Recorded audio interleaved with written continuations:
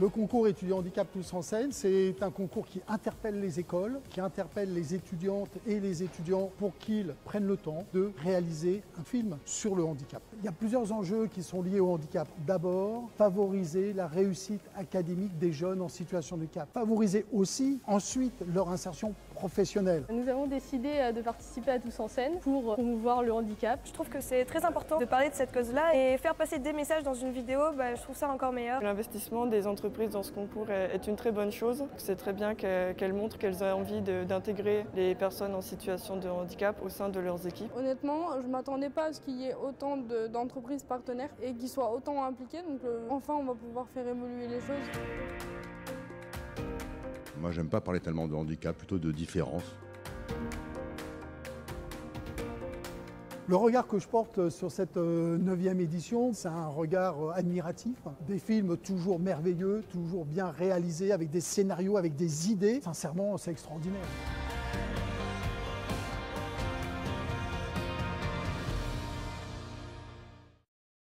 Bonjour à toutes et à tous et bienvenue à cette émission consacrée au handicap, un sujet qu'on n'a pas fini d'explorer, un sujet qui est au cœur de nos sociétés désormais et nous n'en finirons jamais de nous mobiliser pour favoriser l'inclusion. Vous l'avez compris en regardant ces quelques images d'un événement magnifique dont nous parlerons dans quelques instants. Alors pour aller plus loin, l'association Tremplin Handicap a missionné l'IFOP, vous savez, l'Institut de sondage, pour savoir justement comment les jeunes en situation de handicap se positionnaient par rapport à l'orientation scolaire et par rapport à l'ensemble de la population et des 15-30 ans. On ira plus loin avec le spécialiste de l'IFOP, celui qui traite toutes les questions de handicap, mais pas seulement. Des progrès restent encore à accomplir, vous vous en doutez, pour accomplir des progrès notamment en matière d'inclusion et d'insertion des jeunes et de choix d'orientation, de choix réfléchis, de choix des possibles. On verra que en France aussi, l'orientation n'est toujours pas celle que souhaitent les jeunes et l'insertion professionnelle reste compliquée. On va balayer tout ça avec nos invités aujourd'hui. Elle est là, elle est à ma gauche, Caroline Chalin-Darginet d'EPOCA, la spécialiste de RSE, d'engagement, d'inclusion, de parité. C'est elle qui va décrypter tout ça avec nos spécialistes. Bonjour Caroline. Bonjour. Bienvenue. Bonjour à tout le monde. Ça va ? Très bien. Bon, ok. François Legrand, je vous en parlais tout de suite, un peu teaser, c'est le spécialiste de l'IFOP. François, si je ne m'abuse, vous suivez depuis longtemps les problématiques d'inclusion et de handicap au sein de l'IFOP. Tout à fait.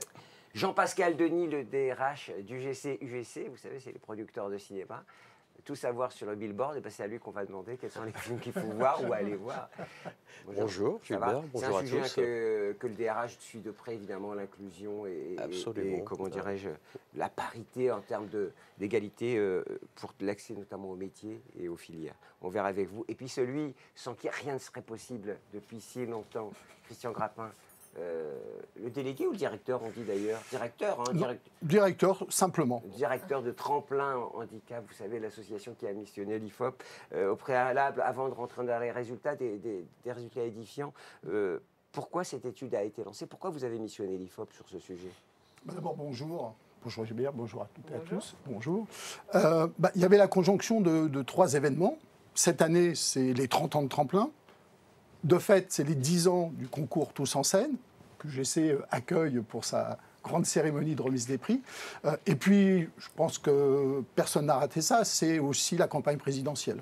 Oui, on y est, alors, on y est, on est en plein dedans. Je crois qu'on y est, et donc, je voulais profiter de cette conjonction d'événements pour essayer de mettre justement les projecteurs sur cette jeunesse qui est en situation de handicap et pour faire un point sur le vécu de ces jeunes et aussi sur le ressenti. Et pour ça, il m'a semblé très naturel de faire appel à l'IFOP et à François Legrand, vous l'avez dit en introduction, spécialiste du sujet du handicap dans notre société. Il reste du boulot, hein, Christian, c'est ça un peu le constat sans déflorer tous les résultats qu'on va voir avec notre ami de l'IFOP. Il reste du boulot. Oui, il reste du travail et surtout, encore une fois, dans le cadre de cette campagne électorale, où on a parlé en général peu de la jeunesse, on parle encore moins, voire pas du tout, des jeunes en situation de handicap. Ils deviennent invisibles, mais même aussi en sociologie. Donc j'espère que ça sera un petit peu la fourmilière qu'on remue. Oui, de toute façon, vous ne lâcherez pas, de toute façon. Vous continuerez après les élections et vous irez voir qui de droit pour évidemment mobiliser toutes celles et ceux qui peuvent agir en faveur de la parité, de l'égalité des chances et de l'inclusion. En tout cas, ici, vous savez que vous êtes toujours bien reçus pour en parler et pour défendre cette cause. Tout de suite, je vous propose de passer à notre star des sondages, François Legrand. Votre titre exact à l'IFOP? C'est chef de groupe au département Opinion. Voilà, ça c'est clair, c'est pour vous dire comme on a le meilleur du meilleur. Tout de suite, jingle, l'étude.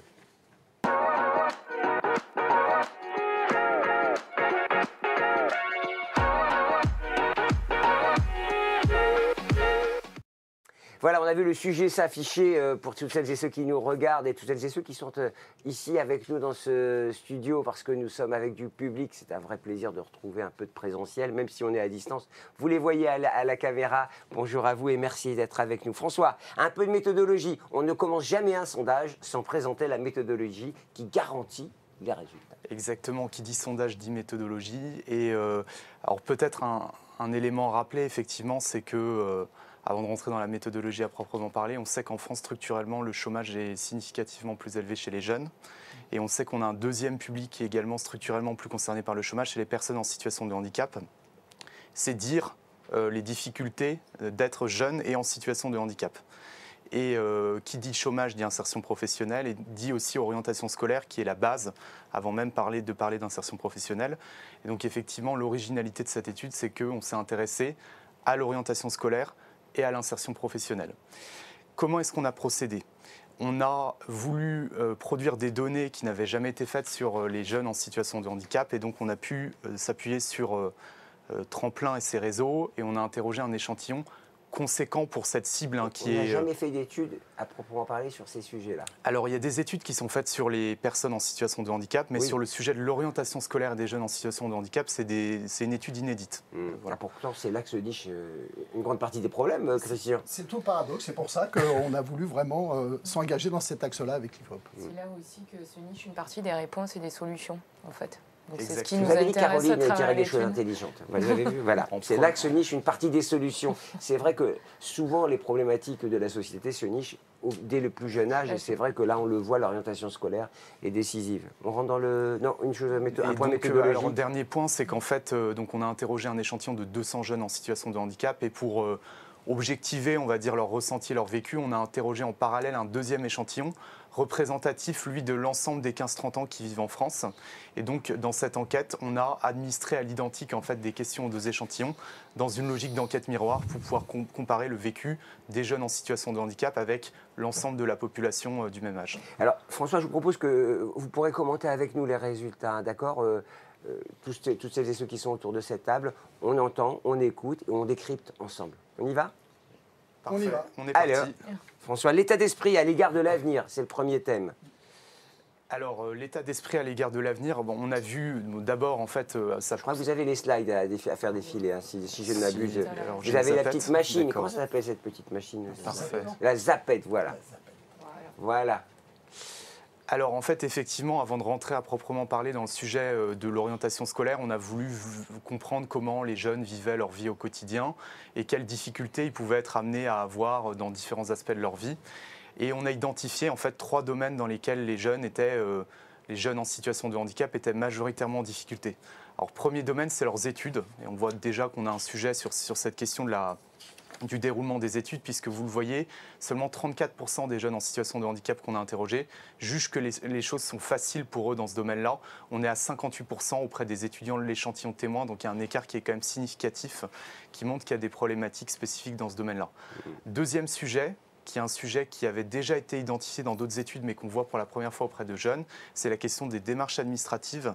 Oui. Les personnes en situation de handicap... C'est déjà compliqué quand on n'est pas en situation de handicap, alors j'imagine que ça accentue la difficulté. Enfin...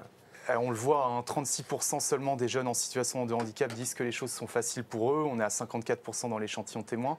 C'est des jeunes qui, du fait de leur handicap, sont davantage amenés à faire des démarches. Oui, bien sûr. Et puis aussi peut-être que, et on l'avait vu dans une étude qu'on a faite pour l'ADAPT, le traitement qui est réservé aux personnes en situation de handicap n'est pas aussi bon, pas aussi diligent que pour les personnes dites valides. L'accueil des personnes en situation de handicap. Dernière dimension, c'est la question des relations amoureuses, qui est un sujet difficile pour les jeunes, hein, puisque vous le voyez, seulement 54% estiment que les choses sont faciles. C'est moins d'un jeune sur 2 pour les moins de 25 ans, et c'est encore renforcé chez les jeunes en situation de handicap, qui sont que 33% à dire que les choses sont faciles pour eux.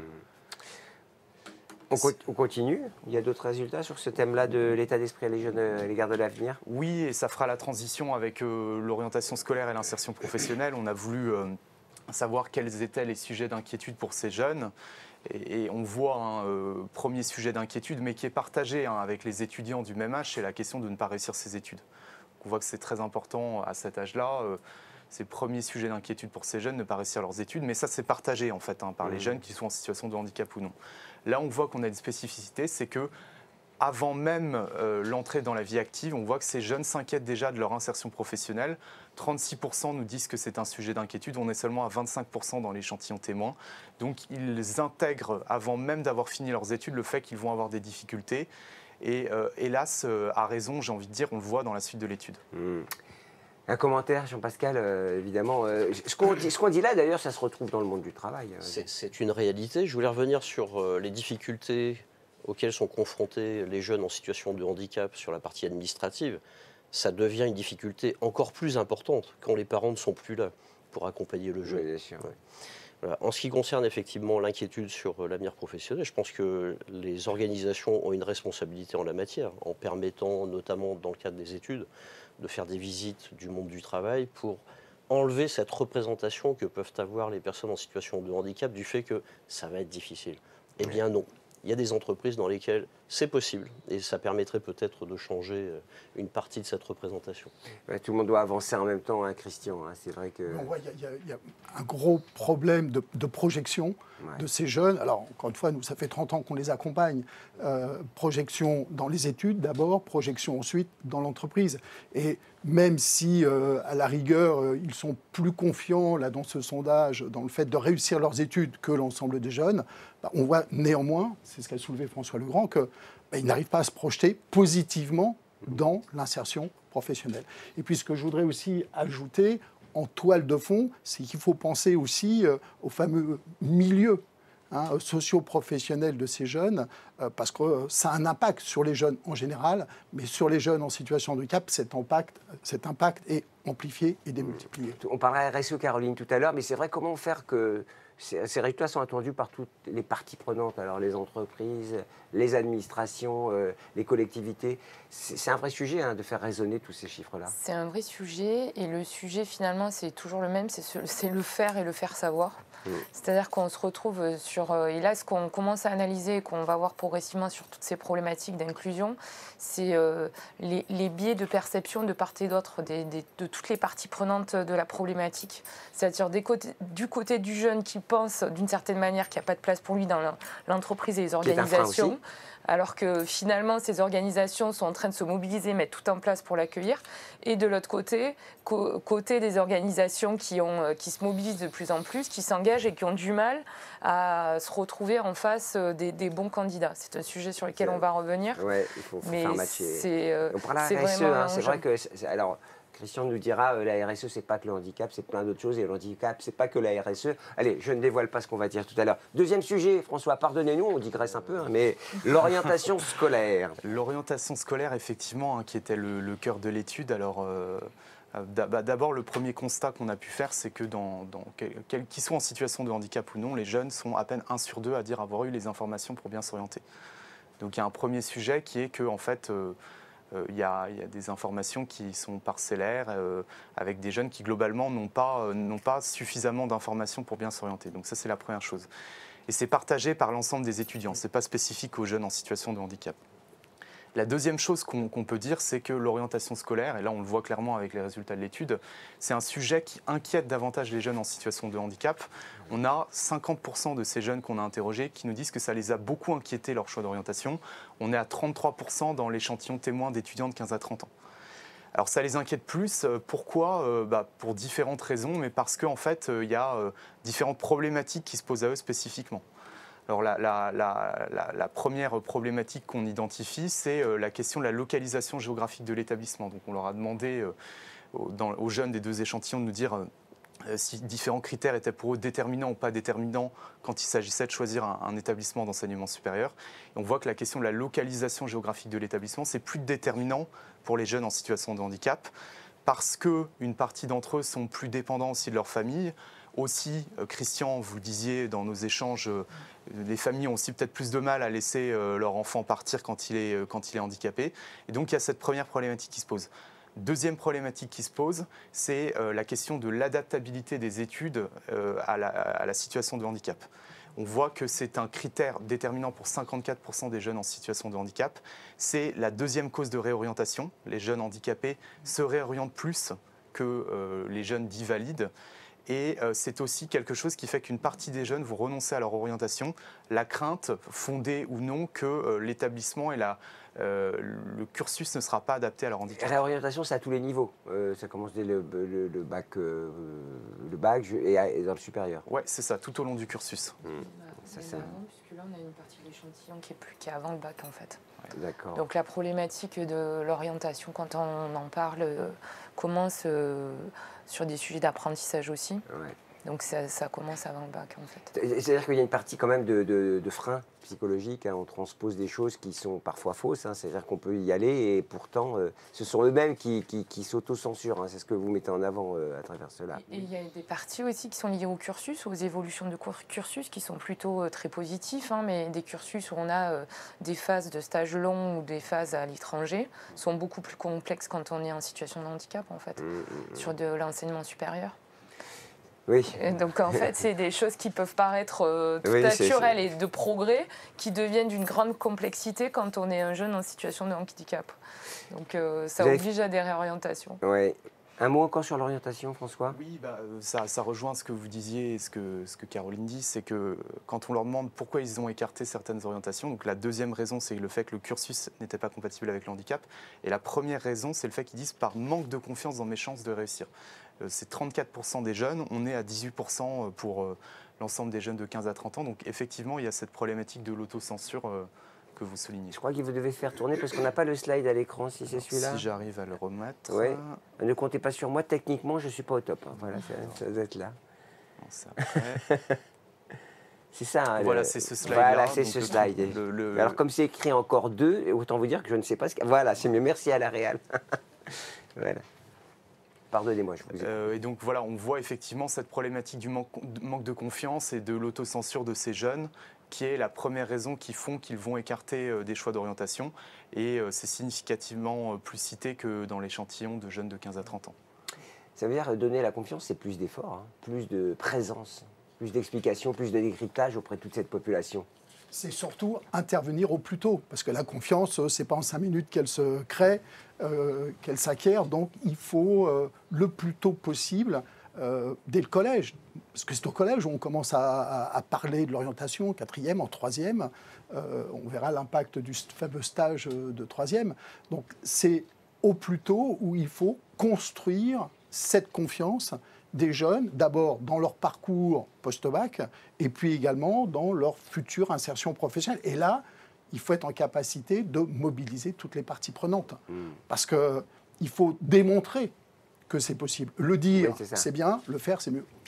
Orientation scolaire, on a fini sur ce point-là, François. Oui, on a fini. Alors, un mot aussi du professionnel, enfin de la partie entreprise. On voit bien qu'il y a une autocensure, hein, et on voit bien que ces jeunes, beaucoup pourraient faire plein d'études possibles. Et probablement, effectivement, comme le dit Christian, un héritage des 15 premières années.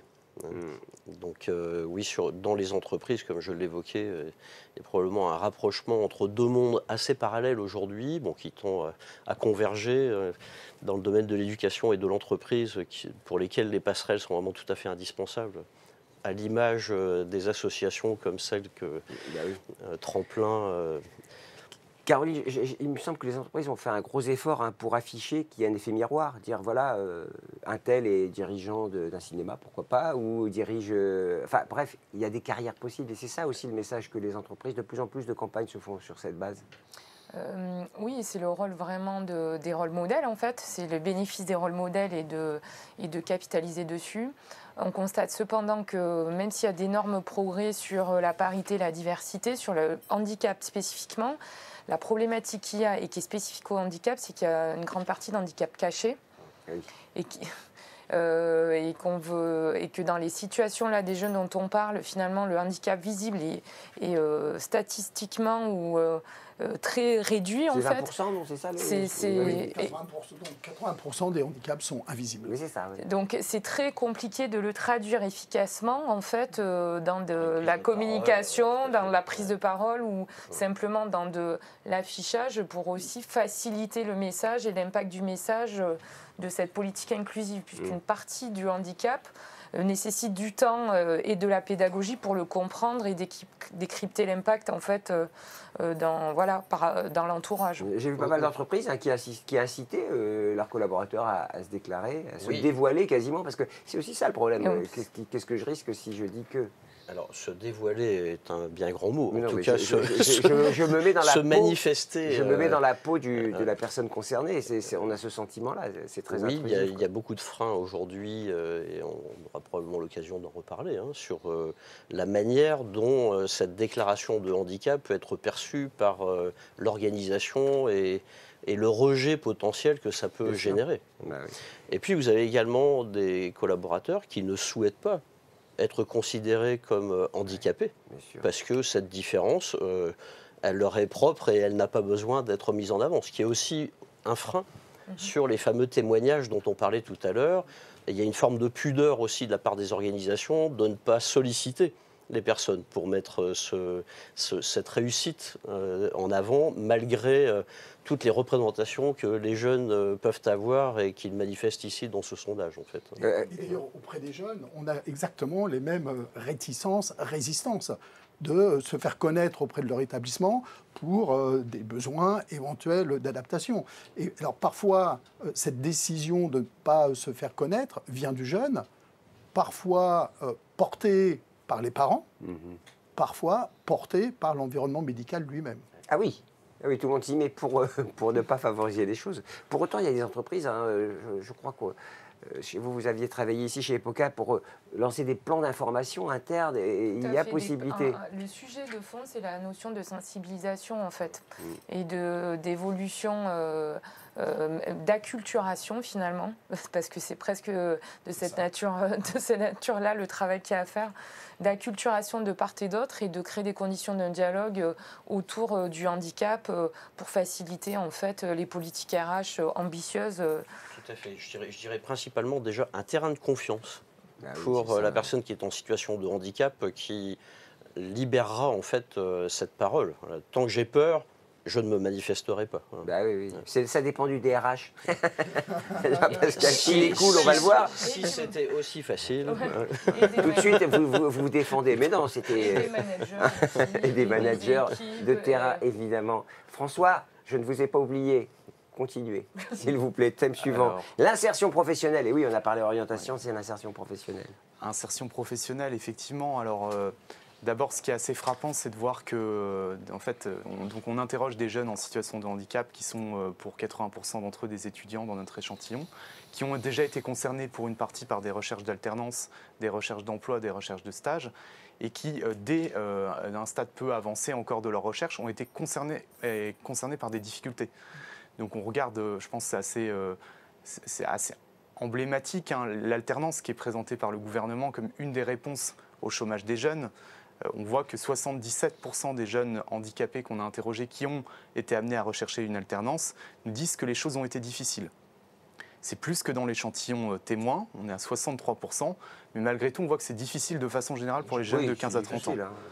Donc on voit qu'il y a un sujet autour. Il y a un vrai sujet de fond parce que relativement à la problématique de l'insertion professionnelle des jeunes et du chômage post-crise sanitaire, l'essentiel de l'effort en ce moment est sur cette question de l'alternance et du coup on se dit qu'il va falloir très vite trouver d'autres alternatives ou trouver d'autres modalités parce que c'est vrai qu'en tout cas aujourd'hui la connexion ne se fait pas naturellement.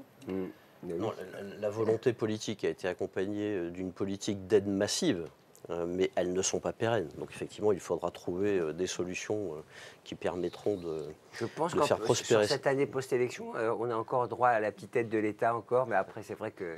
Mais cela dit, c'est un vrai investissement. Hein. Je crois que c'était de l'ordre de 9 000 € par apprenti. C'est vrai que c'était une vraie... Et puis en plus, pour les jeunes en situation de handicap, il y avait aussi les aides de la GFIP. Oui, donc, c'était quand même assez conséquent. Alors je voudrais moi rebondir sur ces 3 axes, parce qu'évidemment, chez Tremplin, une de nos missions, c'est de faire le lien entre le réseau de nos employeurs partenaires, on a quand même plus de 140 employeurs partenaires, et puis les jeunes que nous accompagnons, qui justement sont en recherche d'alternance, d'emploi et de stage, et on constate dans la réalité que c'est effectivement très difficile. Très difficile. Donc ça pose derrière, et on posera le point aussi, la question de la capacité qu'ont les entreprises à accueillir ou pas ces jeunes pendant leur cursus scolaire et non d'attendre qu'ils soient diplômés pour les accueillir. Non, parce que c'est un problème, j'imagine, de formation des managers et des équipes de terrain, parce qu'il faut des... On ne peut pas dire là, que... je veux revenir justement sur l'importance... C'est pas le DRH qui accueille toutes les personnes.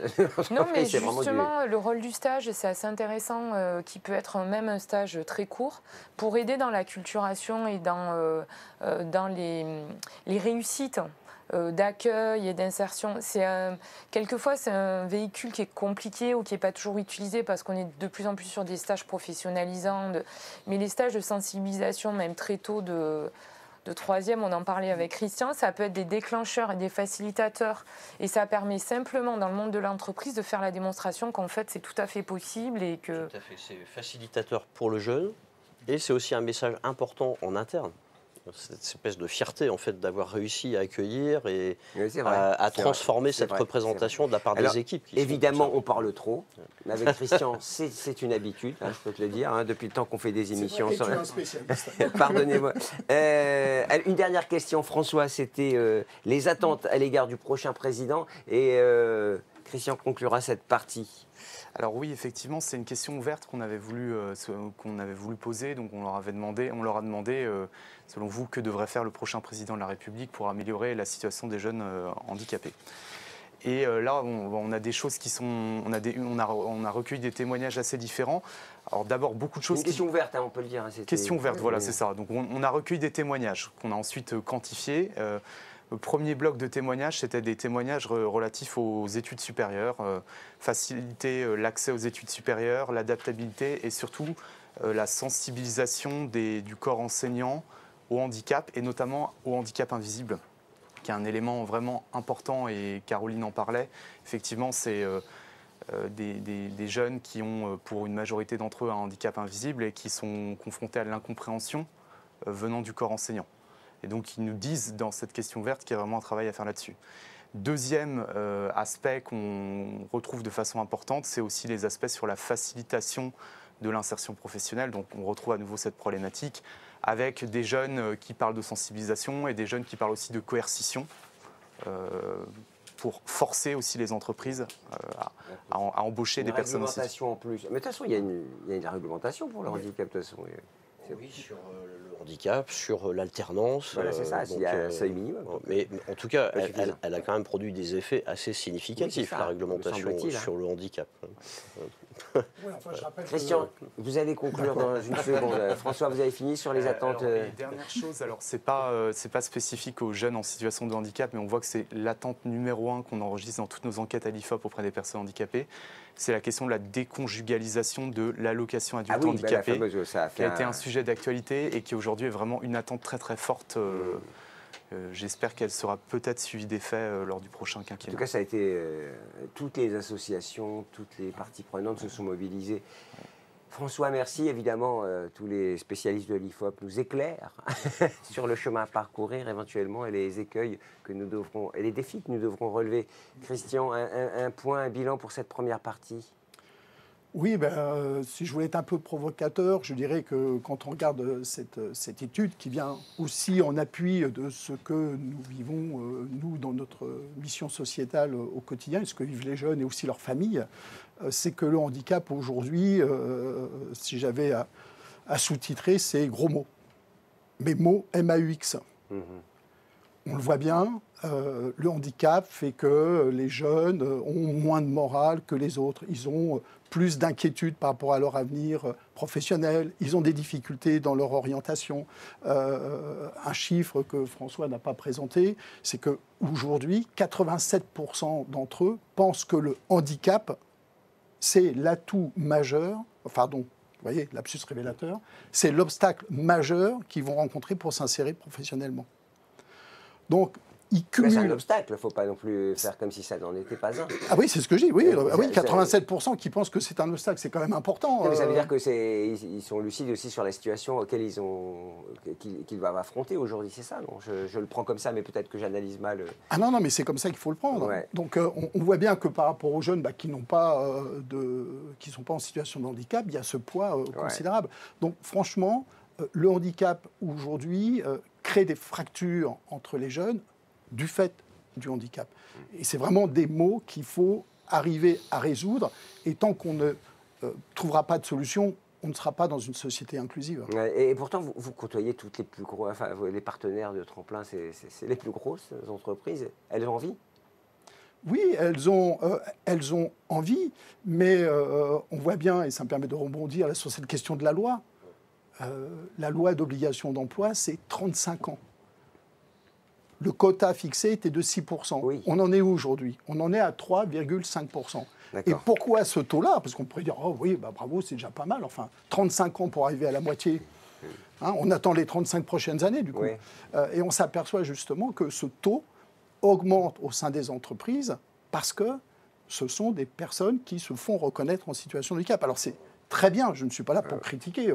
Heureusement qu'une entreprise peut permettre à un salarié qui a des troubles de santé de rester en poste. Mais le problème, c'est que ceux qui sont dehors le restent.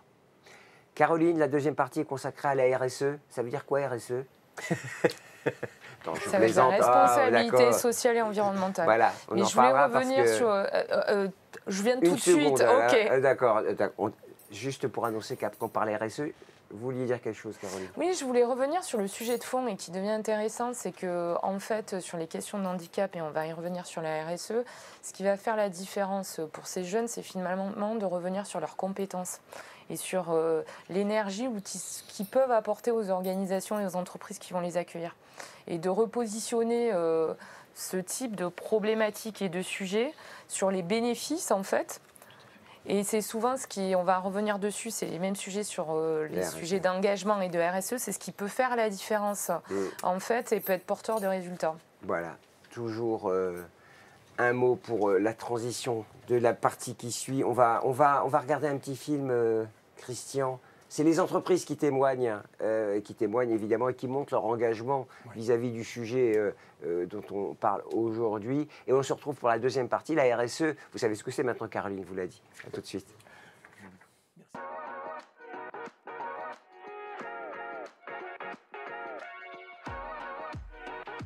Nous avons signé un accord handicap avec les partenaires sociaux de notre banque.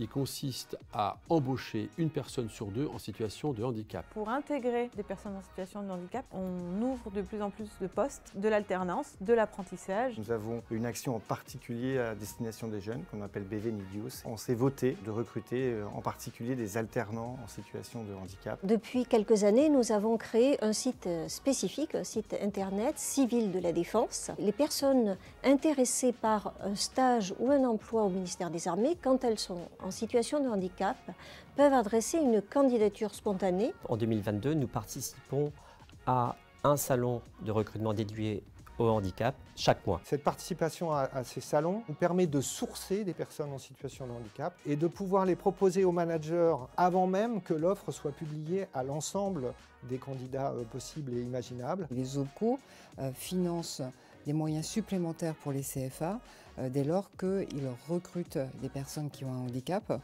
Nous encourageons nos salariés qui sont bénévoles dans des associations ou dans différents organismes qui favorisent l'insertion des jeunes et des étudiants pour qu'ils puissent consacrer du temps à ces actions en dehors de l'entreprise. Il y a aussi les duodets auxquels on participe chaque année et j'ai beaucoup de collaborateurs qui partagent avec passion et pédagogie leur métier avec une personne en situation de handicap pendant ces journées-là. Ça fonctionne très bien et c'est souvent de très jolis moments de partage. Nous avons pour ambition en fait de faire un partage d'expériences pour permettre de parler du handicap sans tabou, de faire du handicap un non-sujet. Nous avons mis en place plusieurs actions de communication et de sensibilisation en faisant notamment la promotion de l'intégration de personnes en situation de handicap dans nos recrutements. L'objectif évidemment c'est de recruter 17 collaborateurs en situation de handicap sur les 3 ans de l'accord. On a d'ailleurs implémenté cette année une brique sur le handicap dans notre parcours managérial. Toute l'équipe a été formée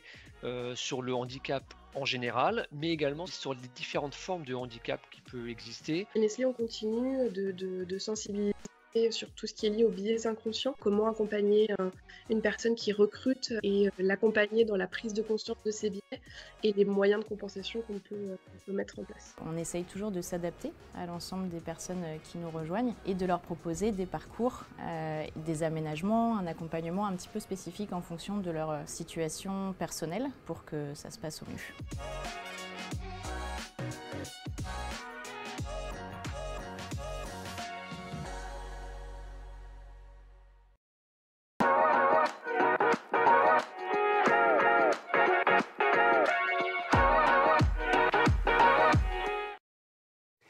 Quel casting, hein? Dites-moi, vous avez reçu le banc à l'arrière-ban des entreprises. Est-ce que quand on a tous ces professionnels en face de soi, on ne se dit pas finalement ça avance? On ne peut que se dire ça avance. Ouais. Rien n'empêche de dire il faut que ça continue d'avancer. Il faut que ça avance plus vite, c'est ce que nous dit Christian depuis le début. Alors Caroline, on va parler RSE, mission handicap, inclusion, impact, ce sont des thèmes dans l'entreprise qui au travers de la stratégie RSE, justement, leur permettent de s'engager. Alors, on va faire un point sur ce thème, si vous êtes d'accord, c'est vous la spécialiste ici. Les fondements de la RSE, quels sont-ils, selon vous? Et qu'est-ce qui est attendu, au fond, d'une entreprise? Alors, ce qui est attendu et ce qui est nouveau, c'est que ce qui était au début, finalement, en engagement complémentaire au rôle de l'entreprise, devient un facteur déterminant aujourd'hui dans le choix des candidats, dans le fait, quand on est dans des arbitrages, de choisir une organisation, on va commencer par analyser l'engagement RSE, la mission de l'entreprise, ses valeurs, son mode de fonctionnement, la qualité de vie au travail, mais aussi la politique vraiment RSE et là où l'entreprise va s'engager. Au début, c'était une thématique qui était beaucoup orientée sur les questions environnementales. Et les mesures et c'est tant mieux. Et c'est tant mieux, évidemment. Comme la RSE est aujourd'hui avec une dimension réglementaire importante et les grandes entreprises ont une obligation aussi de démontrer leurs engagements, etc. C'est quelque chose qui est devenu structurel dans les organisations et sur lequel il y a eu énormément d'investissements, à la fois en termes de politique RSE pure, mais aussi qui peuvent aller plus loin, puisque depuis 2019, nous avons la loi Pacte, et on va jusqu'à des entreprises à mission. Oui, les sociétés à mission, c'est vrai que ça s'est beaucoup développé, ça. D'ailleurs, en fait, il faut dépasser l'effet de mode, c'est ça qu'il faut... Voilà, donc l'idée, c'est de dire on n'est pas forcément que dans un effet de mode. Ce qu'on constate, c'est qu'il y a une évolution aussi dans la nature de l'engagement. On a commencé dans un engagement qui était plutôt orienté sur, justement, les enjeux environnementaux, la réduction de l'empreinte environnementale, écologique, etc. Qu'on mute aujourd'hui, et ce qui est essentiel de l'engagement, en tout cas de sa visibilité, et dans la politique RSE, on est sur un engagement social, sociétal et réel, dans lequel, il faut le souligner, finalement la question du handicap est assez limitée quand on le compare à d'autres sujets que sont les sujets de parité ou de diversité. Christian dirait un mot tout à l'heure. François, un mot sur la RSE. Les entreprises ont toutes une direction, un responsable RSE, en tout cas, elles s'engagent sur ce terrain à peu près dès qu'elles ont une taille critique suffisante. Alors, je pense qu'effectivement, il y a le critère de la taille de l'entreprise, parce qu'effectivement, dans une TPE ou dans une petite PME, La RSE, c'est quelque chose... Ça arrive en bout de course. Oui. Voilà, c'est pas dans les premières priorités. En préparant cette intervention, moi j'ai regardé un peu les études qu'on avait faites à l'IFOP sur le sujet de la RSE. Et ce qui m'a beaucoup frappé, ça fait le lien avec l'étude qu'on a faite, c'est que quand on demande aux chefs d'entreprise leurs priorités en matière de RSE, nous-mêmes, en tant que sondeurs, on ne posait pas la question du handicap. Donc c'est assez révélateur, je pense, du fait que le handicap est encore peu associé à cette dimension. On parlait uniquement d'inclusion et d'inclusion des personnes vulnérables ou de diversité dans l'entreprise. Mais on ne parlait pas du handicap spécifiquement. Donc je pense que c'est assez révélateur. Ce qu'on voit dans les priorités des dirigeants, c'est qu'effectivement, c'est en un la question environnementale qui est citée. Quand ils pensent à la RSE, c'est plus à l'environnement. Et le E d'ailleurs est environnement. Le E de environnement, exactement. Ils pensent plus à l'environnement et ils pensent plus à la question de l'égalité homme-femme. C'est quand même un sujet qui a beaucoup monté, je pense, dans les entreprises ces dernières années. Mais le handicap est sous-associé à ce sujet. C'est vrai chez vous? C'est vrai qu'il y a une espèce de compartiment en silo. C'est-à-dire qu'effectivement, ça a commencé par est-ce que je consomme trop d'énergie? Qu'est-ce que je peux faire pour être respectable? Cette brique diversité, parce qu'il y a quand même S dans RSE, elle est fortement mise en avant parce qu'elle a aussi fait l'objet de chevaux de bataille, notamment de la part des gouvernants.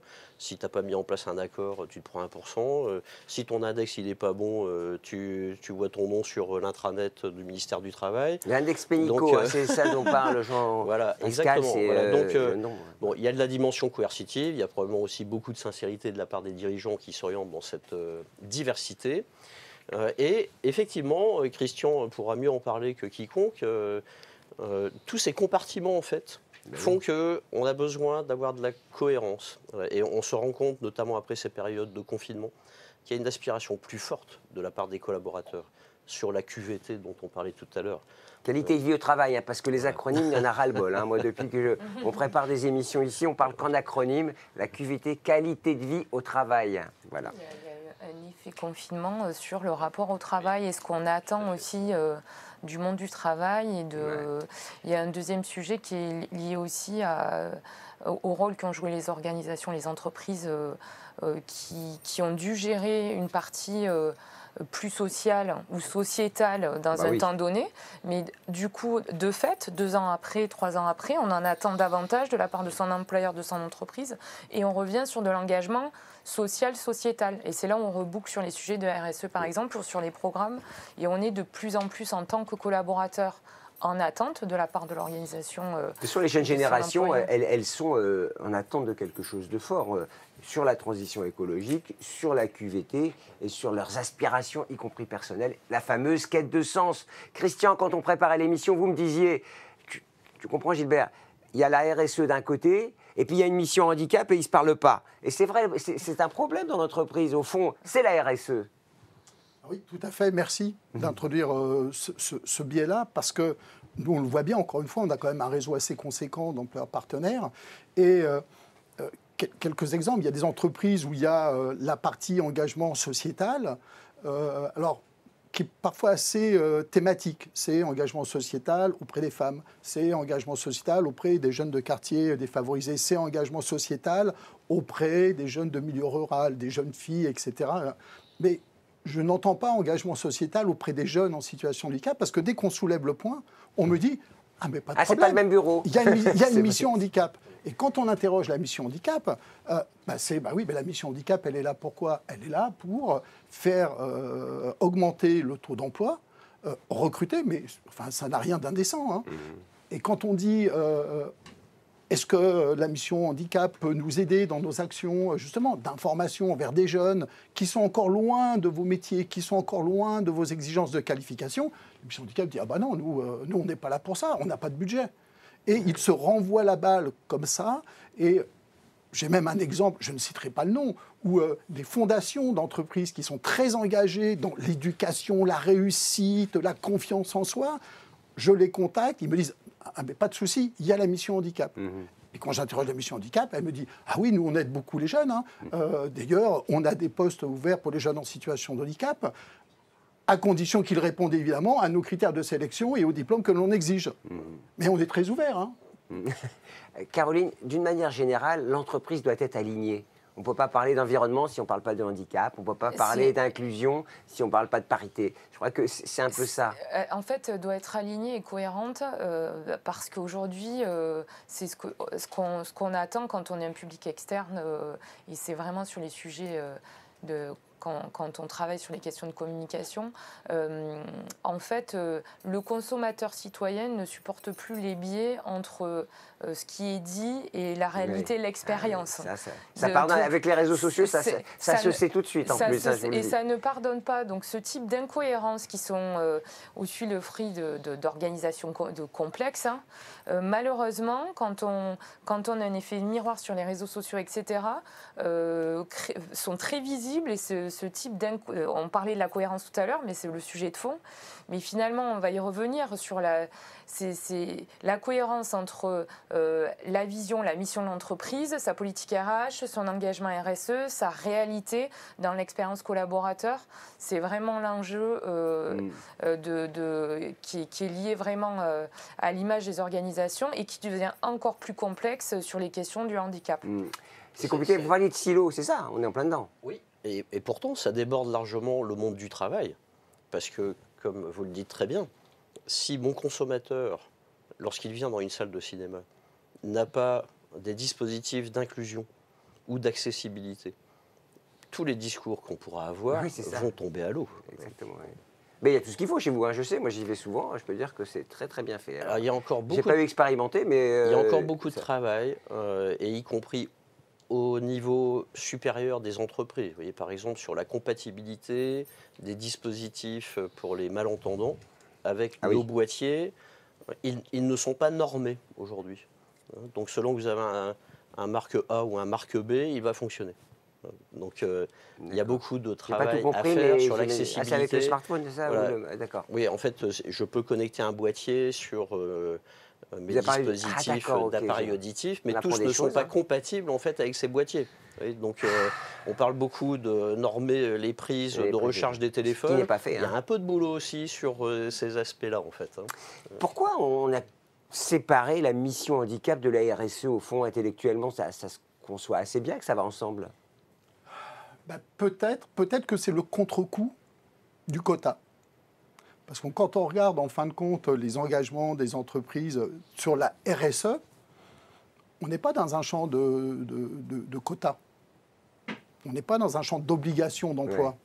Vous diriez qu'on est sur la com, parfois, on est trop sur la com même, parfois? Non, pas forcément, puisqu'il y a des très belles actions que mènent les entreprises, justement, dans le champ de la RSE. Mais moi, je trouve qu'elles ne mènent pas assez d'actions dans le cadre de la RSE auprès des jeunes en situation de handicap. C'est ça la difficulté. Et quand on parle de RSE, il ne faut pas penser qu'aux entreprises. Il faut aussi penser aux acteurs de l'enseignement supérieur. Parce qu'eux aussi, on parlait justement de tout le poids de l'amont de l'insertion professionnelle. Il est important aussi, et on le voit d'ailleurs auprès de certaines écoles, qu'elles s'engagent dans ce champ de la RSE, et pas uniquement pour attirer des jeunes dans leur cursus et dans leur formation, mais pour ouvrir, encore une fois, certains jeunes à leurs établissements, mais au fait de faire des études supérieures. Je crois qu'elles ont un rôle important, elles, en tant qu'institution de formation, les étudiantes et les étudiants qui s'y trouvent aussi. Ça permet de les ouvrir assez tôt à ce qu'est la responsabilité sociétale. Ce que vous dites, au fond, c'est que la RSE était une réponse au règlement, à la réglementation aussi. Et c'est ça le biais qui a été introduit. La RSE, ça répond à quoi? À la discrimination. Ouais. Donc les critères de discrimination, vous regardez les critères de discrimination, vous regardez les engagements RSE. Alors je parle au niveau sociétal, hein, pas au niveau environnemental. Voilà, aux fractures qui existent dans la société. Et donc, là, la fracture sur le handicap, là on a des spécialistes, les missions handicap, mais qui ont des objectifs qu'on comprend tout à fait. C'est le recrutement, c'est le taux d'emploi. Ce n'est pas forcément de s'ouvrir sur des jeunes qui peut-être après-demain intégreront l'entreprise. Ce qui est intéressant et ce qu'il faut souligner, c'est qu'en fait on est en train de vivre une bascule, et c'est aussi lié à ce qu'on disait sur ce qu'a révélé le Covid et dans nos pratiques et l'impact sociétal, c'est que ce qui était un critère d'engagement et, où un critère d'obligation de déclaratif sur les questions RSE devient un critère concurrentiel. Parce qu'il y a une telle atteinte sociétale de la part du consommateur ou une telle problématique RH qu'à un moment donné, que ce soit dans le secteur, on parlait des grandes écoles, mais aussi dans le monde de l'entreprise, l'engagement sociétal, qu'il soit en termes de RSE ou de politique RH, parce que des fois, ou d'investissement dans le monde associatif, parce qu'on va y revenir. En fait, ce qui devient intéressant là, c'est que ça devient un élément concurrentiel. Donc, ça veut dire qu'on va aller vers du positif, que c'est un champ qui est en train de s'ouvrir et qui se structure, sur lequel on va objectiver davantage les choses, puisqu'on est obligé de les mesurer aujourd'hui. Oui, c'est ça.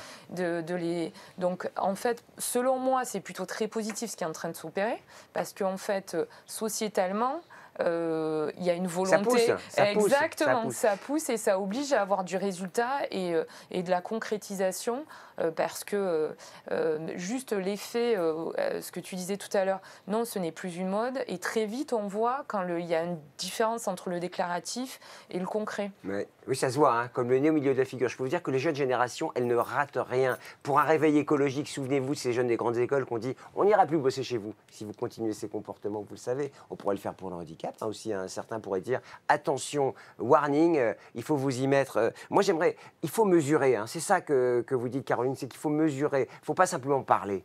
En fait, c'est un peu comme tout autre axe de travail. Il faut des objectifs, clairs, des plans d'action concrètes et de la mesure pour démontrer en fait des évolutions. Et ce qui fait la différence sur tous ces sujets-là, c'est la transparence dans les progrès, parce qu'en fait, ce sont des processus continus. C'est ce que vous exprimiez aussi.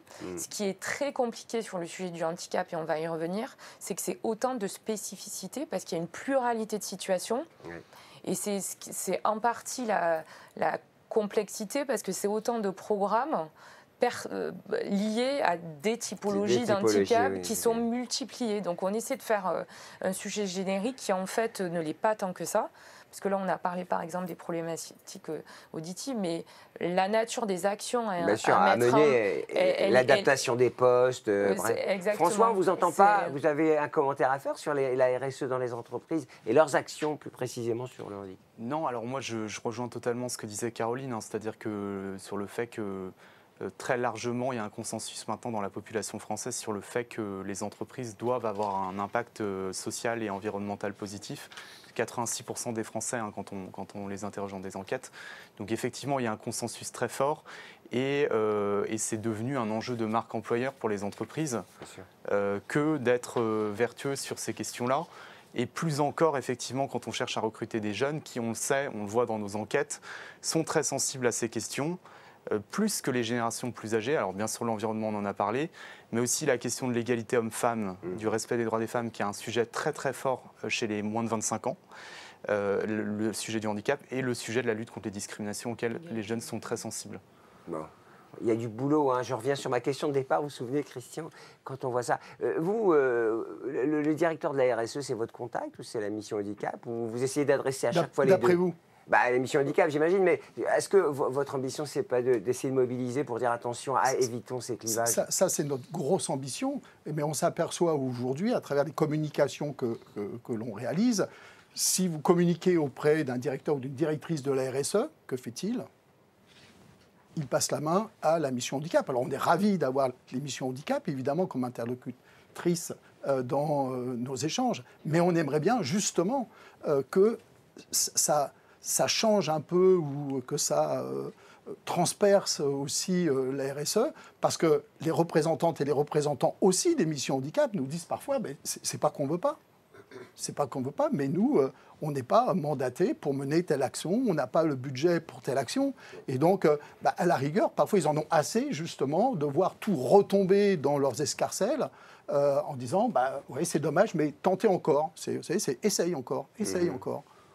Ouais, c'est qu'une vision utilitaire, c'est-à-dire on veut recruter des jeunes en situation de handicap pour atteindre nos quotas, pour satisfaire une ambition légitime. D'ailleurs, c'est pas que ça en fait, c'est beaucoup plus qu'il faut que ce soit dans l'entreprise et dans l'état d'esprit, le mindset. Le souci, c'est qu'on n'est pas dans le même espace-temps. C'est-à-dire que Mission Handicap, c'est là, maintenant, recruter, trouver les bons profils. Et encore une fois, c'est une mission très, très, très importante. Bien sûr. Et quand on parle de RSE, Tremplin, d'ailleurs, on rappelle. Quand on parle de RSE, Tremplin, c'est plus dans le champ de la RSE. C'est-à-dire que nous, c'est le temps long. C'est s'intéresser aujourd'hui à des jeunes que l'entreprise recrutera peut-être demain ou après-demain. Donc on sait que le recrutement, c'est du court-termisme, c'est tout de suite. Et donc, les entreprises ne se rendent pas compte qu'elles se tirent une balle dans le pied en ne s'intéressant pas aujourd'hui à des jeunes qu'elles pourraient recruter demain ou après-demain, parce qu'elles sont, mais non, ça nous, on veut recruter maintenant. Fort, on l'a vu, les boîtes, elles ne peuvent plus recruter en ce moment. Est-ce qu'il y a des... Je passe la parole à Jean-Pascal, mais si vous voulez, je peux vous laisser ma place. J'ai une dernière question. Les sociétés à mission, est-ce qu'il y en a qui ont inscrit le handicap dedans? Je ne sais pas, je dis ça, c'est une question. Je n'ai pas le point. Vous d'accord. Ça veut dire qu'il y a... Je n'ai pas le point. On l'aurait su sinon. Ah non, mais on ne sait pas tout. Je voudrais juste revenir sur un dernier point, sur l'impact de l'engagement des entreprises sur le sujet du handicap. C'est qu'on l'a vu à travers l'étude qu'a menée François Legrand, c'est que c'est le deuxième élément qui vont faire que les jeunes en situation de handicap vont choisir une entreprise. Le deuxième critère le plus important. Donc, avis aux amateurs. Oui, on repart sur cette notion de silo et de cohérence en fait de la politique sociale de l'entreprise.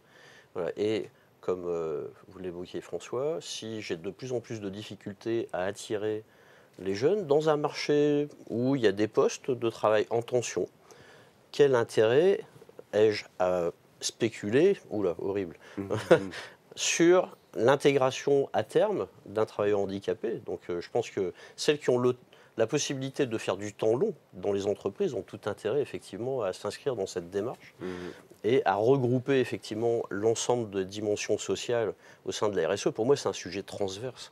Ça ne peut pas être un sujet compartimenté. Vous leur dites, Caroline, et aux entreprises que vous côtoyez quotidiennement, il faudrait peut-être globaliser la mission et pas simplement travailler, comme vous le disiez, en silo. Ils en ont, en fait, pour ceux qu'on côtoie, nombreux en ont conscience aussi et cherchent à progresser. Donc après, il y a des historiques aussi, des réalités organisationnelles réelles dans toutes les organisations économiques. Donc il faut faire avec. Ouais. La question du sens et de la cohérence d'ensemble, les directions RSE, direction de la communication, on en a énormément conscience. Donc on revient beaucoup sur une réflexion sur la réflexion sur le récit fondateur ou le message qui va permettre d'englober tout cet engagement-là. Mais là où on travaille davantage et là où on est encore en réflexion, parce qu'on est sur un sujet mouvant aussi sur la question RSE, c'est ce que tu disais tout à l'heure, c'est-à-dire la traduction en index, la traduction en objectivation du progrès, qui peut aller sur les questions de gouvernance très simplement sur une analyse des organigrammes, une analyse statistique à certains moments des politiques RH, mais sur d'autres aspects qui sont plus des aspects de perception, de culture organisationnelle de l'entreprise, etc.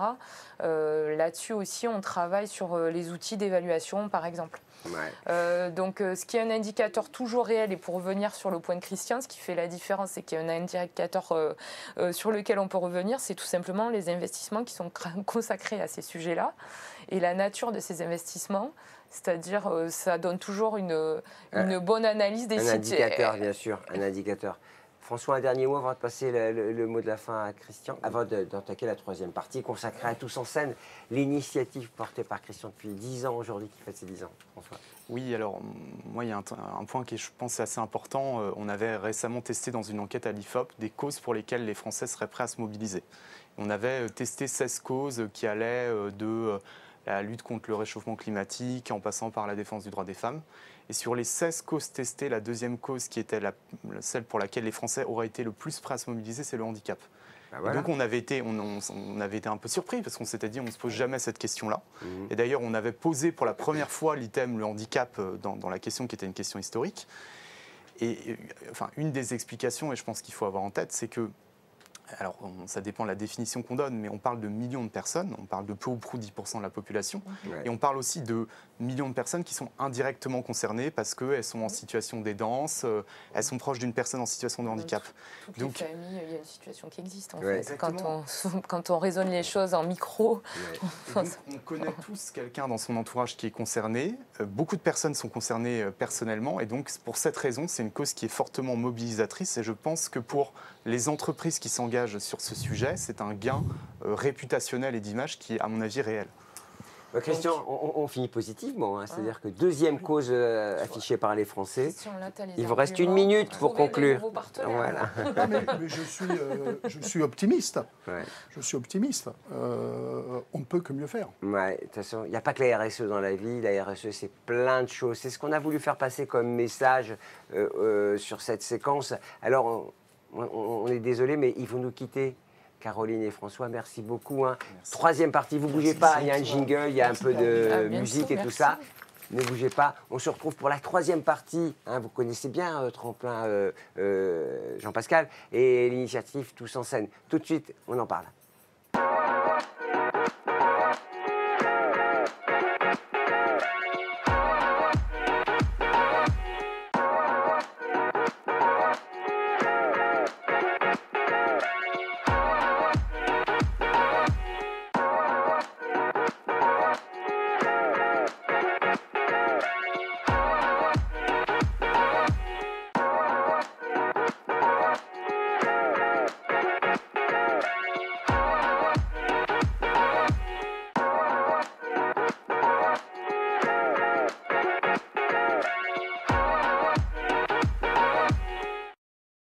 Voilà, retour plateau. C'est Caroline qui est restée finalement. Elle nous fait l'honneur et la joie de rester une demi-heure de plus pour parler d'une initiative que pilote tous Tremplin Handicap depuis 10 ans maintenant.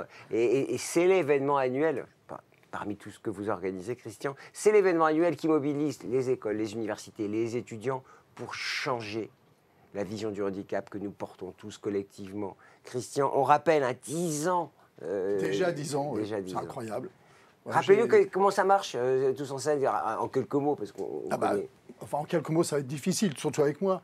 Mais Tous en scène, c'est simple. C'est un concours vidéo qui est adressé aux étudiantes et aux étudiants de l'enseignement supérieur, qu'ils soient en situation de handicap ou pas, je tiens à le préciser. On est très ouvert. Si les jeunes ne sont pas handicapés, c'est pas grave, ils peuvent quand même participer. Hein, l'ouverture, c'est important. Il y a un thème quand même, c'est ça qui est intéressant. C'est le handicap, et donc ils doivent faire des films de 2 à 3 minutes sur le handicap. Ouais. À chaque fois, c'est vraiment c'est Cannes. Hein. Il y a plein de films, il y a plein de. On visionne les films et c'est vraiment toujours des histoires. C'est autant d'histoires partagées et autant de plaisir de regarder ces jeunes qui se sont. Comment dire, qui ont réfléchi pour créer une histoire. Hein. Le cinéma, ça vous parle pour créer une histoire. Caroline, ce concours, évidemment. C'est un des événements de l'agence, me semble-t-il, en termes de mobilisation. Il y a du people, il y a des jeunes, ça se passe dans un lieu glamour, enfin bref, il y a des belles entreprises. Il y a des belles entreprises. Il y a des beaux sponsors, on les a entendus tout à l'heure, hein, des beaux engagements d'entreprises et aussi d'écoles et puis de jeunes. Et je crois que ça aussi, c'est important parce que quand on regarde les objectifs de Tous en scène, c'est quoi? C'est d'abord de montrer aux jeunes, on en revient toujours là, hein, nous, Tremplin, c'est les jeunes, collégiens et lycéens, que handicap et études supérieures, c'est possible. Ça, c'est vraiment le premier point. Deuxièmement, les entreprises sont là, justement, pour montrer aussi que handicap et insertion professionnelle, c'est possible, malgré leurs inquiétudes, malgré les freins qui existent encore.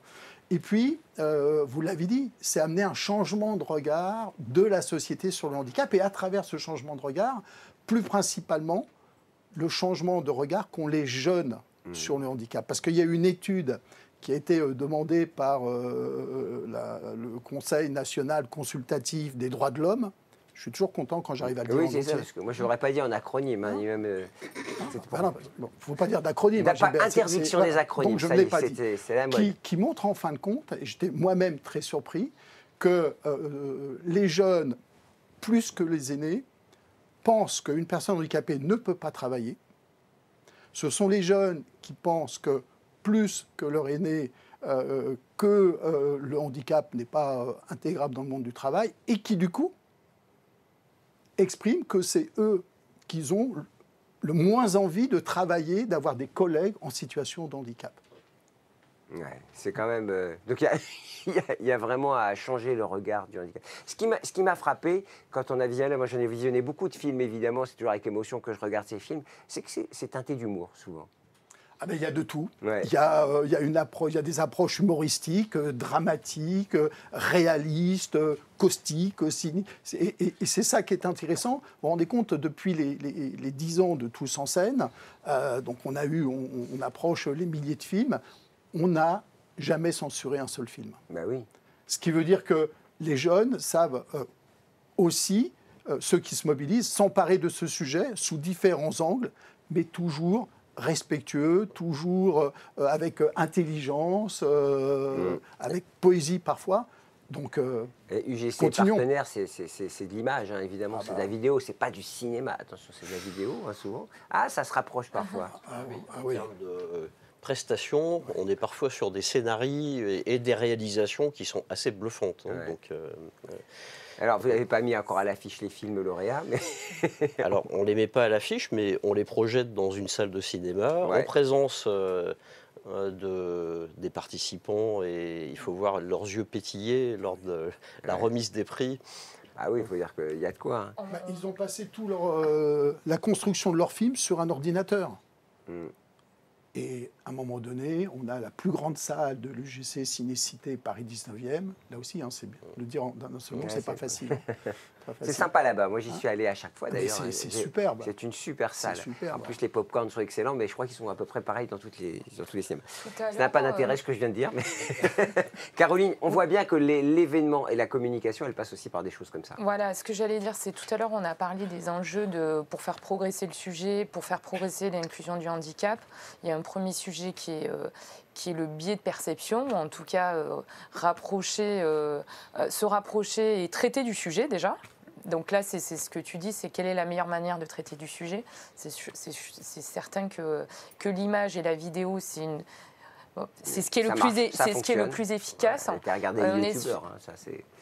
C'est le plus efficace aussi pour faire évoluer les mentalités, hein, d'une certaine manière, c'est ce qu'on dit aussi chez les jeunes, mais aussi chez le spectateur qui progresse par rapport au sujet. Et après, ce qui est intéressant dans Tous en scène et derrière le projet, en tout cas pour nous, et ce qui est important pour nous, c'est que ça n'est pas que soutenir une participation, c'est que derrière aussi, on accueille des jeunes dans l'entreprise et l'organisation.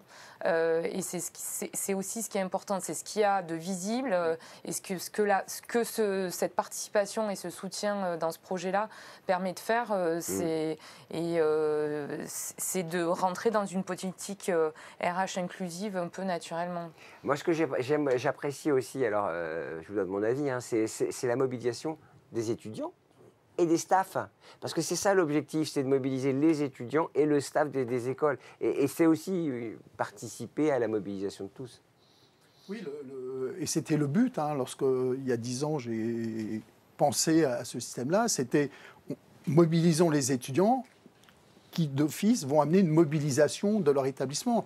Et aujourd'hui, Eugénie Thomas, qui nous aide beaucoup dans Tous en scène, pourrait venir en témoigner. C'est-à-dire qu'aujourd'hui, on a vraiment des écoles qui vont mobiliser non pas une équipe, mais 5, 10, 15, 20, avec différents campus, Lyon, Marseille, Lille, Nancy. Et donc, voilà, là, quand je parlais de RSE tout à l'heure des écoles qui arrivent à s'engager, à mobiliser différents campus, ça, demain, pour les entreprises, c'est des futurs collaborateurs et collaboratrices qui, quand on va leur parler de handicap, vont dire « Ah bah oui, moi je sais ». On sait de quoi on parle. Une question aussi, parce qu'on parlait, on accusait un peu les entreprises d'avoir une mission handicap, les écoles, elles sont structurées, parce que c'est vrai qu'elles aussi, elles doivent s'organiser. Ah bah oui, les écoles. Alors, le législateur a quand même attendu 2005. Hein. Oui. Hein, pour ils ont repoussé même attention. pour l'aménagement des locaux. Vous savez, ils avaient une obligation d'aménagement, ils ont repoussé un peu mais ne nous plaignons pas, là aussi, depuis 2005, l'éducation nationale, l'enseignement supérieur doit offrir les mêmes possibilités aux jeunes en situation de handicap qu'ils offrent aux jeunes qui ne sont pas en situation de handicap. Il y a des missions handicap partout, et même aujourd'hui, alors ça je crois que c'est la loi de 2018, mais chaque CFA aussi doit avoir un représentant ou une représentante, une référente ou un référent handicap pour aider les jeunes non seulement dans leur parcours, mais aussi dans la mise en place de leur alternance dans les entreprises. Donc oui, il y a quand même, je tiens à le dire, des choses qui sont faites et qui ont amené une très forte progression des jeunes en situation de handicap dans les parcours de formation. Mais après, il y a l'emploi. Et là, ça bute. Et juste pour l'emploi, le problème pour le DRH, c'est le sourcing. Au fond, il n'y a aucune entreprise qui dira « je ne veux pas recruter un ingénieur en situation de handicap ou un jeune ». C'est au fond, où est-il? Alors, où est-il, où est-elle d'ailleurs? Parce que souvent... Alors, si effectivement j'attends les bras croisés, je ne vais pas trouver. Donc il y a quand même beaucoup d'organismes et d'associations qui se mobilisent pour favoriser l'intégration des travailleurs handicapés. Après, c'est effectivement à l'entreprise de se mobiliser et d'aller à la rencontre de ces tremplins et autres Cap Emploi qui se mobilisent beaucoup. Mais effectivement, c'est une problématique majeure. Et surtout, ce que disait Christian tout à l'heure, c'est l'instantanéité et la nécessité impérieuse d'avoir le candidat avec les bonnes compétences la semaine prochaine, parce que tu comprends, moi j'ai besoin du candidat tout de suite. Et donc le travail en amont est un travail qui est tout à fait utile. Le temps long, c'est le sourcing. C'est ça qui est intéressant aussi, Christian, c'est qu'on fait du sourcing, au fait. Les entreprises, elles ont carrément sur un plateau d'argent les responsables handicap, certainement, mais aussi les responsables d'école et donc responsables carrière. C'est aussi une façon de créer du lien. Oui, et le sourcing, là on est confronté à un autre phénomène sociologique de taille, c'est le nombre de jeunes, la massification aujourd'hui de l'enseignement, le nombre de jeunes qui arrivent de plus en plus diplômés sur le marché de l'emploi, et donc on comprend les entreprises. Elles vont choisir la crème de la crème. On le voit aujourd'hui, combien de jeunes ont un double cursus, le stage à l'étranger, les activités, etc.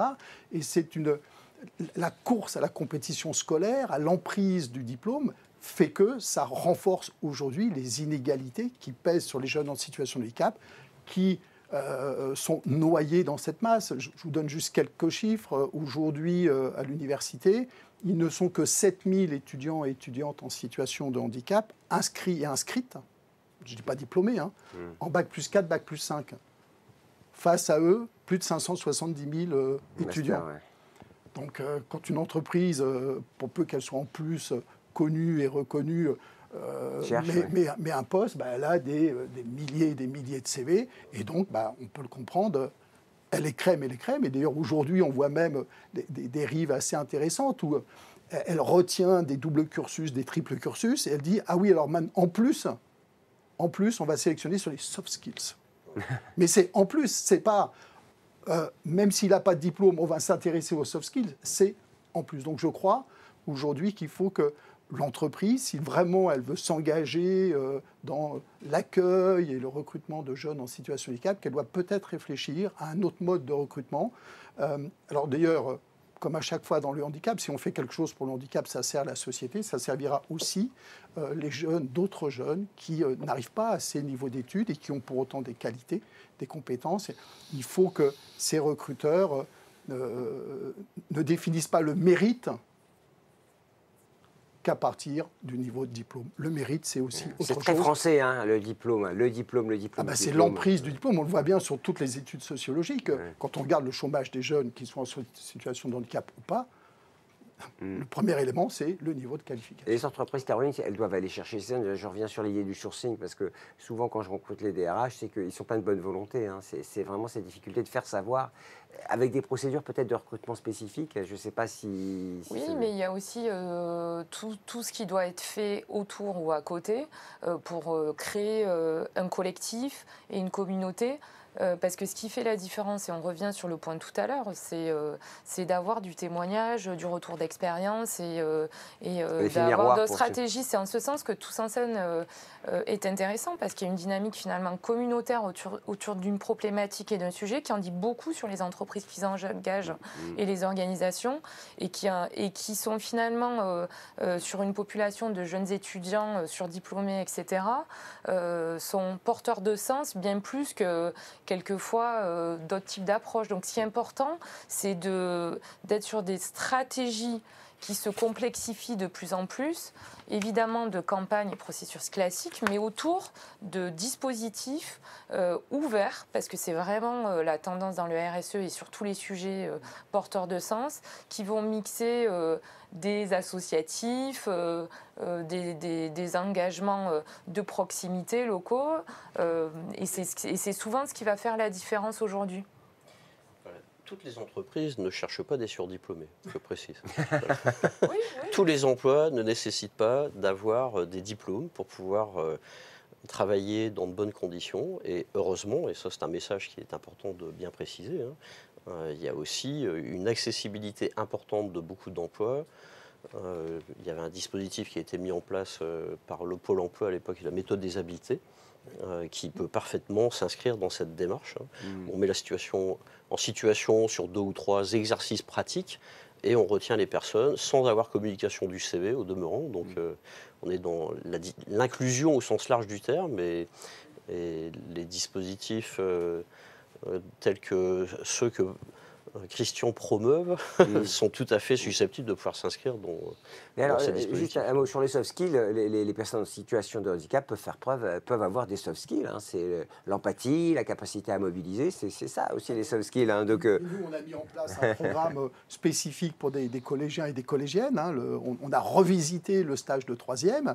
Et un des objectifs, il y en a 4, mais un des objectifs, c'est justement de faire émerger par les jeunes eux-mêmes déjà les fameux soft skills qu'ils ont en eux, mais sans s'en rendre compte et sans penser que ah bon, c'est une qualité. C'est une valeur, oui. Je ne savais pas. Le stage, c'est important. On le rappelle, on l'a dit tout à l'heure en débutant l'émission, le stage, c'est une période clé. Alors, puisqu'on est dans l'environnement entreprise et emploi, ne pas rater cette phase. On le rappelle pour toutes celles et ceux qui nous écoutent. Sauf qu'on a vu dans l'étude que le stage de 3e, pour les jeunes en situation de handicap, c'était pas du tout, je crois que c'est que 5%. Oui, c'est ce que...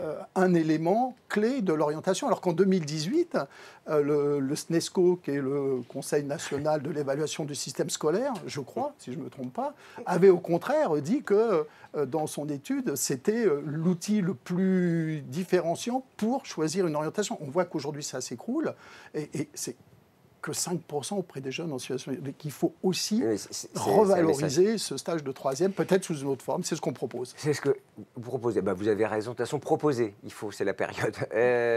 THS, tous en scène. Vous avez vu THS. Tous en scène. La nouveauté, c'est les 10 ans. Est-ce que ça va être festif? Est-ce que ça va être un moment de plaisir, de joie, de bonheur pour toutes celles et ceux qui y participeront? D'abord, tous en scène, quelles que soient les éditions, c'est festif, c'est un moment de joie, c'est un moment de découverte, c'est un moment d'émotion. Bon, alors ceux qui viennent auront peut-être une part de gâteau. Il y a des nouveautés pour cette édition? Pardon? Des nouveautés pour cette édition alors ça, pour l'instant, c'est encore... Il y a beaucoup de secrets, il y a toujours beaucoup de secrets sur les films. Alors on a déjà beaucoup de films, plus de 170 films vidéo réalisés.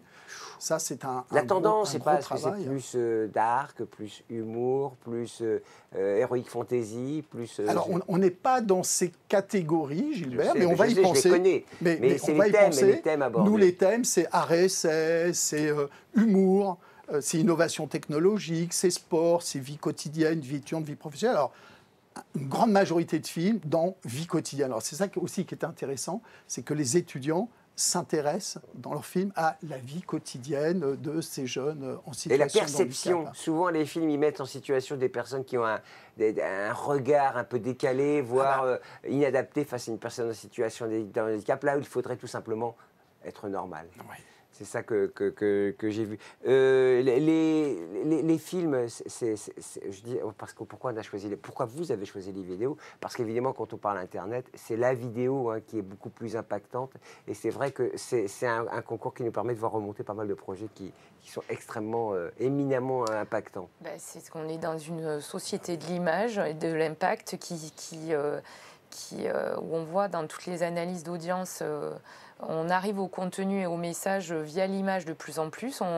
L'émotion aussi est très très importante sur les sujets. Donc on est sur des sujets où l'émotion permet l'écoute et d'arriver sur le sujet de fond. Finalement, on sait qu'on aura plus d'impact qu'avec un argumentaire et avec des chiffres. Aujourd'hui, on a sensibilisé via des chiffres et le pendant, c'est Tous en scène pour sensibiliser par de l'émotion et des messages aussi positifs, ce qui va faire la différence sur les questions de handicap, je pense, sur le fond que ce soit des campagnes de communication ou des campagnes RH, c'est d'en arriver à faire une communication positive et une communication avec une dimension économique, en fait. Bah oui. C'est-à-dire de revenir sur la performance de l'organisation dans sa capacité à intégrer aussi cette dimension-là. C'est-à-dire on devient une super organisation, une super entreprise, un super corps social on le montre. Quand on est inclusif. Parce que c'est un vrai challenge à relever finalement sur le terrain. C'est tout ce qu'on dit depuis ce matin. Et donc c'est le meilleur des messages qu'on peut porter. C'est vraiment quand on veut valoriser une entreprise, le fait d'être inclusif fait la différence. Les partenaires, alors à chaque fois qu'on fait la remise des prix, on fait une conférence, vous vous souvenez, vous êtes avec moi, donc je peux en parler. Donc les partenaires, c'est des partenaires qui sont plus engagés, c'est des partenaires qui s'engagent, c'est un message à faire passer pour les autres. Qu'est-ce qu'ils ont de spécifique? Parce qu'il y a quand même une ribambelle de partenaires plutôt plutôt solide, plutôt massive. Des très beaux partenaires, des grands, des très grands, des plus modestes aussi, dans tous les secteurs d'activité. C'est ça qui est intéressant, c'est de montrer, on parle de diversité, donc il faut aussi qu'on soit divers et variés dans nos partenaires. S'ils sont à Tous en scène, ils sont forcément engagés. Et ils ne sont pas engagés uniquement que pour leur recrutement, que pour, là, tout de suite, leur taux d'emploi. C'est vraiment, et c'est ça qui est très agréable avec tous ces partenaires. Alors, il y en a qui sont engagés, qui sont à la 5e édition consécutive, et on en est très heureux. Mais c'est vraiment des partenaires qui veulent porter un message. Et ce qui est intéressant, c'est tant en externe, vis-à-vis des jeunes, vis-à-vis de leurs propres écoles, qu'en interne, vis-à-vis de leurs collaborateurs, de leurs collaboratrices, de leurs recruteurs, de leurs managers. Et ça embarque tout le monde. Tous en scène, c'est quand même 10 mois de mobilisation. Donc c'est ça aussi, c'est un super fil rouge, une super mobilisation à travers des étapes, des séquences, des dynamiques très différentes. Donc merci à tous ces partenaires, les nouveaux, les anciens, parce que c'est réellement... Faut pas les citer tous, mais vous les avez vus dans le film, ils étaient là.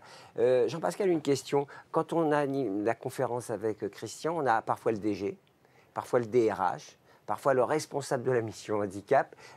On a l'impression dans les entreprises, quand même, ça peut monter très très haut, cette préoccupation. Et c'est ça qui est intéressant au fond. Alors d'autres restent campés sur la mission handicap, d'autres, ça remonte à la direction générale. Pourquoi, d'après vous? Probablement des problématiques de calendrier et de disponibilité. Le directeur général n'était pas disponible, donc nous avons envoyé. Voilà, mais en tout cas, quand Christian parle de mobilisation, c'est aussi à travers la possibilité qu'on va offrir aux collaborateurs de l'entreprise de visionner ces films pour voter. On peut utiliser ce levier de mobilisation formidable, en fait. Enfin, c'est juste un petit passage comme ça pour inviter les collaborateurs à voter. Voilà. Tout le monde peut voter, le grand public, sur tousenseine.fr. Ça sera à partir de quand le calendrier, on le rappelle? Alors, les votes, c'est maintenant, jusqu'à fin mai. Et puis après, il y a la cérémonie de remise des prix à l'UGC Ciné-Cité Paris 19e, le 23 juin, c'est en matinée. Et donc, c'est là où il y a des très belles séquences, la table ronde, la remise des prix. Si vous m'invitez, je reviens, promis. Je voulais dire quelque chose et j'ai oublié. Oui, le mot de la fin, évidemment, est-ce qu'on a tout dit, est-ce qu'on a tout balayé sur Tous en scène? Parce qu'à chaque fois qu'on y va, on en revient plein d'émotions, plein de projets pour son entreprise. On se dit, voilà, c'est comme ça qu'il faut faire. Le mot de la fin pour inciter sans doute celles et ceux qui n'ont pas encore rejoint l'initiative de nous rejoindre, de vous rejoindre d'ailleurs. Je me mets dedans, ça y est, maintenant je suis complètement investi dans le... Mais bienvenue. Ça y est, je fais partie de la famille. On accueille tout le monde chez Tous en scène. Et je vous laisse le mot de la fin, Christian, parce que c'est à vous qu'il appartient. Évidemment, on est là grâce à vous, pour défendre cette initiative auquel on croit fort. Tous en scène, c'est tout ce qu'on recherche chez Tremplin, c'est la mobilisation des jeunes, c'est la mobilisation des établissements de formation, c'est la mobilisation des entreprises, ce que j'appellerais une chaîne de valeur sociétale pour rendre notre société plus inclusive. Donc si ce challenge vous intéresse, je vous donne mon numéro de téléphone, vous pouvez m'appeler dès maintenant. Et vous me passez votre 06, Christian? Je vous le passerai.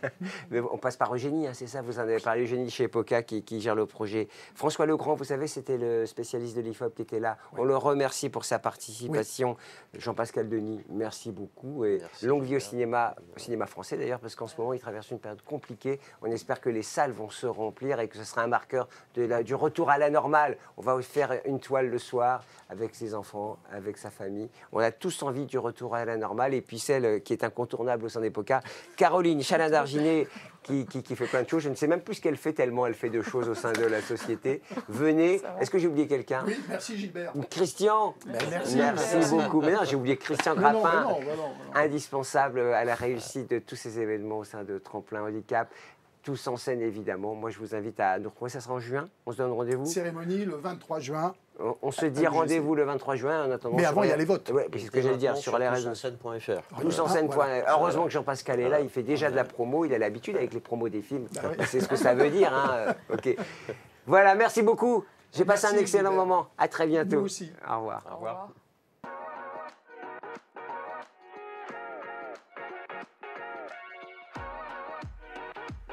Quel est, vous, aujourd'hui, votre regard sur les jeunes en situation de handicap et surtout, quelles sont les ambitions de votre établissement? Nous avons un service d'accueil et d'accompagnement de nos étudiants handicapés pour les informer sur le type d'aménagement qu'on est en capacité de leur proposer. Nous avons mis en place tout un parcours d'accompagnement et cela leur permet vraiment d'avoir accès aux mêmes carrières que l'ensemble de leurs camarades. Ça se traduit par un certain nombre de dispositifs qui sont assez communs dans les universités, comme les aménagements d'examens ou les aménagements dans les enseignements. L'objectif que nous poursuivons tous, c'est d'accueillir chaque année un peu plus d'étudiants et de faire en sorte qu'ils soient en situation de réussite scolaire et universitaire, de façon à ce que leur insertion professionnelle se passe au mieux. Donc là, aujourd'hui, on a commencé à travailler avec nos entreprises et sur notre job board, on tag les offres qui sont ouvertes aux étudiants en situation de handicap. Nous avons des accords qui permettent d'accueillir en Europe, à l'étranger, des jeunes en situation de handicap. La question d'aller le plus tôt possible, c'est-à-dire